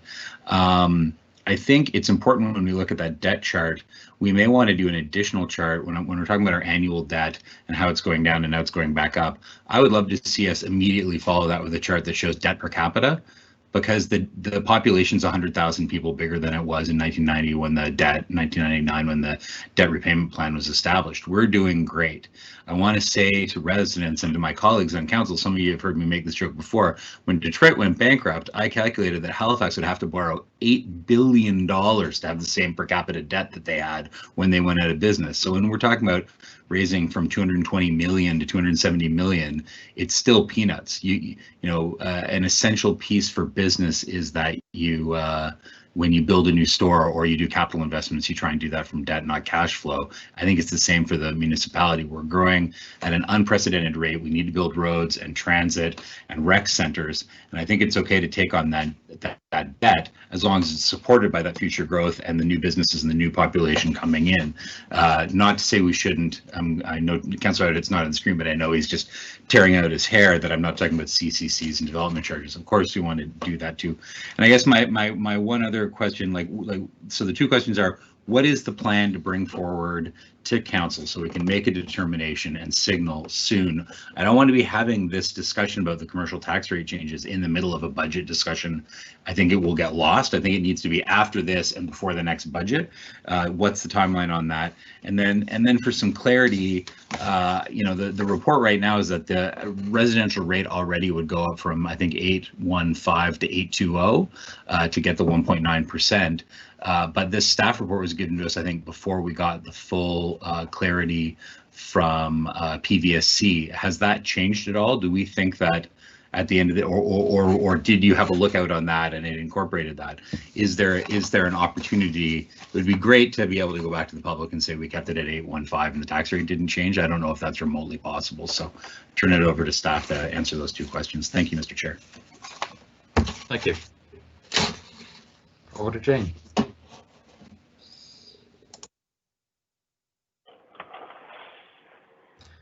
And you just muted yourself, Jane.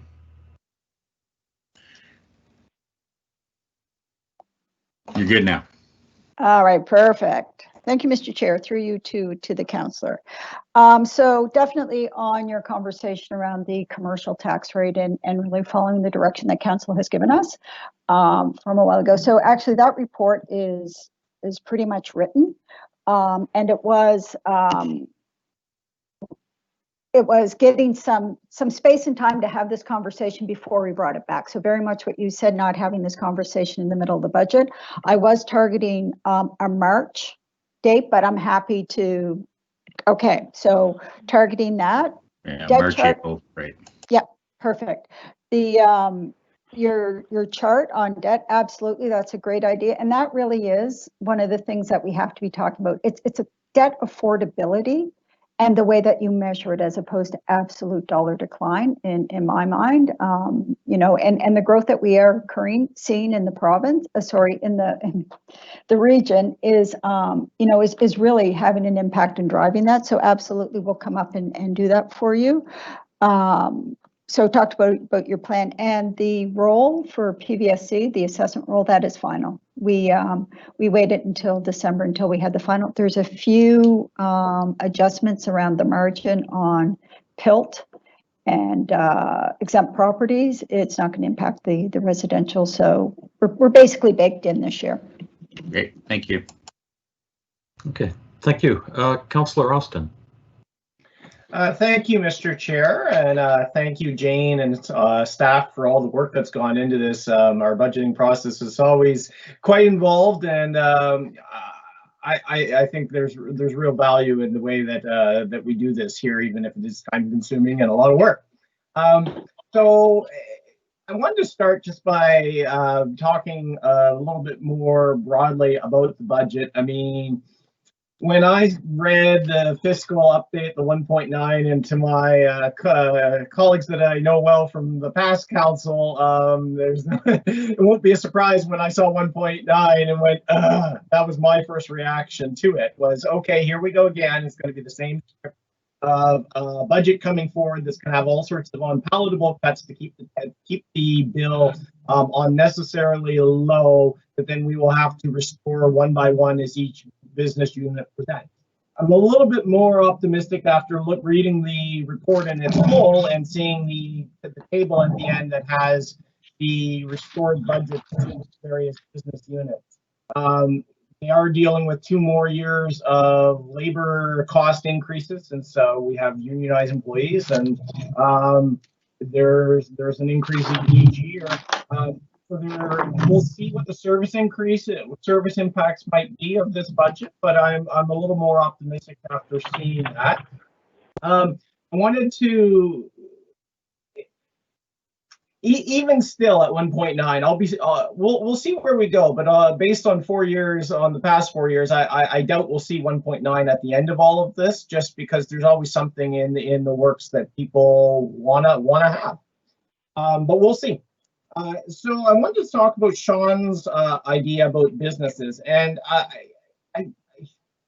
I don't think it's something I can support, shifting more burden onto the residential. If you remember back to March, April, May, in the midst of the pandemic, the Federation of Nova Scotia Municipalities put a lot of work into trying to work with the province as to some sort of arrangement about commercial tax relief, the ability to provide that relief to businesses. At the end of it, to frustration for some, the province walked away from that and said, no, we're not going to do that. We will handle the economic relief, the province. And so that's what they opted to do, and that's where our hotel program has come from. So I think that's worth remembering, because we cannot target relief. We can't say, well, geez, the sit-down restaurant, you're really hurting. We can reduce yours. The big box store, you've done really well. The home repair store. So if we reduce commercial taxes, it is on target. We are giving relief to those who need it and those who don't. Sean's point about 98% of the business out there being small business, I don't have a reason to doubt his statistic, but it's worth remembering that 98% of the taxes are not paid by small business because they are small by their very nature. So if we reduce the commercial side, we're giving a break to the Walmarts, to the Canadian Tires, to all the big players that can afford it as well. And those small business folks, they live here in our community. So if we're shifting their burden, it would be less because residential taxes are lower. But I think of Portland Street in downtown Dartmouth, all those business owners are homeowners. So yes, we reduce their commercial taxes, they end up paying more on the residential. So it's not, they don't get the full benefit. Whereas Mr. Weston, who owns Loblaws, he's not paying any property taxes here because he doesn't live here. So I don't think that this really gets us to what we're really responding to. So I'll consider an argument, but my starting place is I don't think this is a good idea. And I see Mr. Chair looking at me sternly, so I think I'll come back with my staff questions. Thank you. You still have time, but okay. Yeah, well, maybe I'll fit one in before lunch. Just the one piece in there, and we don't talk about it very much, it was just kind of a passing aside.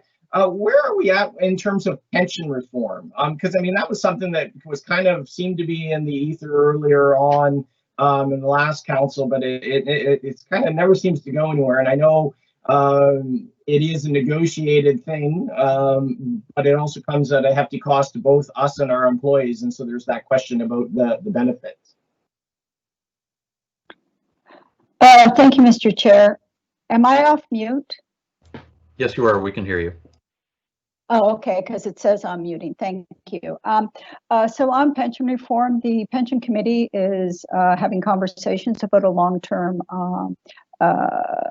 pension reform. And certainly, you know, as you know, we have our the pension committee has union representative as well as management representatives on there. So it is something that we are actively working on. Both sides do acknowledge that the costs are very expensive. And so it is something that is being looked at as a full committee. I think the CAO may have a comment. Thanks, Jane. Through you, Mr. Chair, to Councillor Austin. On the pension reform piece, there are, as Jane points out, there are some conversations, but we are planning to bring a report and presentation to council in public probably within the next month to 6 weeks. So this is going to be it'll be a conversation at council. To what extent we discuss this in public and what private elements would be included in that are up for discussion now, but we do intend to come before council quite soon to give you a full briefing as to where we are and what the challenges may be and what potential solutions are. Okay, thank you. Regarding debt, Sam, if you don't mind, you are over time. Would you mind coming back? Okay. Okay, thank you. We can either break for lunch now, or Councillor, and I'm seeing a head nod. Yep. Okay, let's break for lunch now and come back at 1 p.m. Wonderful. I'm seeing a number of heads nod. That's a good thing. So we will take a break and we will resume at 1 p.m. Have a great lunch, everybody. We'll see you in a little bit.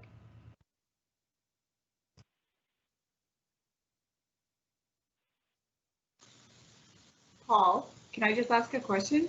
Do we go back to the one? We go back to this room. We stay where we are. Stay in this room. So actually, sorry, it's Phoebe here to member of council. I'll actually get you to join the 1 o'clock meeting when you return. So we'll actually be closing this meeting and we will be using the 1 p.m. Meeting in your calendar. Apologies for the confusion there. My apologies.